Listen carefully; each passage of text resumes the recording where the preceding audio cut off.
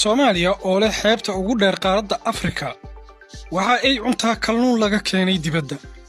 Qof kasta oo warbixintani ay soo gaarto oo Soomaaliyeed ha gaarsiiyo dadka kale ee Soomaaliyeed si aan u aragno fikradooda. Madaxweyne Ibraahim Traore ayaa waxaa lagu yaqaanaa in uusan xaqiiqada ka gamban isla markaasna runta ka sheego wax walba oo ku saabsan qaaradda Afrika. Dadkanina waxa uu ku soo ragaal celiyay markii labaad dalka Soomaaliya. madaxweynaha oo aan ka gamban waaqiciga dhabta ah ayaa warkani waxa uu ka hadlay Soomaaliya. ninkani oo si adag u dhaliila sida ay Afrikaanka isaga indhatirayaan wax soo saarka dalalka gudahooda iyo horumarinta dhalinyarada qaaradda Afrika ayaa markani waxa uu ka hadlay in Soomaalidu ay leeyihiin laba badood xeebta ugu dheer qaaradda wax soo saarkooduna uu liito. haddii warbixinta aan kuu soo gudbin doono aad u aragto mid dhab ah fadlan u sheergara asxaabtaada oo meel fog gaarsii si Soomaalidu iyagu ay isugu tashato.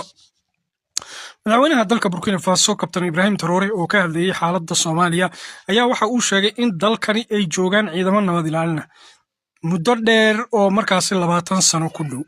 wuxuu sheegay in ciidamadani ay nabad ilaalin u joogaan balse Soomaaliya nabadeeda ay tahay mid iyaga ay markaasi soo saaran karaan oo nabadeyn karaan dalkooda. madaxweynaha ayaa waxa uu sheegay in ciidan dibadda laga keeno ay waxba ansixin karin balse Soomaalidu ay ka go'do inay iyagu isku tashadaan oo markaasi ay horumariyaan. wuxuu yidhi waa dal taariikh fiican leh marka la fiiriyo xornimadii Afrika.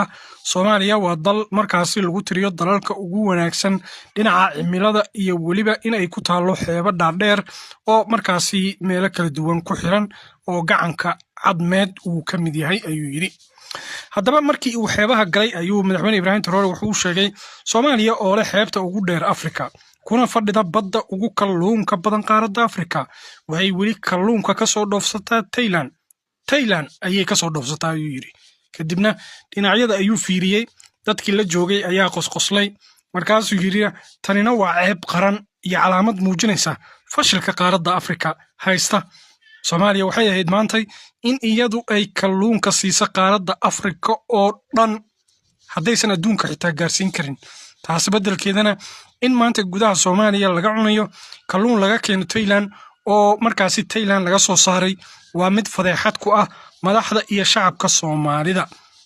madaxweynaha ayaa sidoo kale waxa uu intaas ku daray in marka la fiiriyo qaabka ay wax uga dhacayaan Soomaaliya ay tahay isku tashi la'aanta dadka Soomaaliyeed oo haddii ay isku tashan lahaayeen aysan markaasi noqon lahayn dal lagu tilmaamo dalalka ugu amniga xun